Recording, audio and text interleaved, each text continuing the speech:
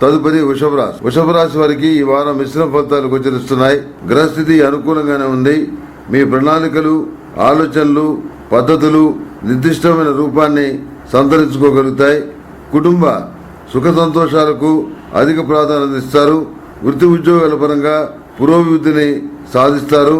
మీ ఆదాయ పరిధిని విస్తృతం చేసుకొని సంపదల్ని పెంచుకోవాలన్న ఆకాంక్ష మీలో అధికమవుతుంది. పని ఒత్తిడి, అధిక ప్రయాణాల వల్ల నిద్రాహారాలు సమయానుకూలంగా ఉండవు. సహోదరి వర్గంతో స్వల్పమైనటువంటి భేదాభిప్రాయాలు గ్రహస్థితి సూచిస్తుంది. రాజకీయపరమైన విషయాలు చాలా అనుకూలంగా ఉన్నాయి. వివాహాలు, శుభకార్యాలు కూడాను ఒక కొలిక్కొచ్చే పరిస్థితిగా ఈ వారం స్పష్టంగా గోచరిస్తుంది.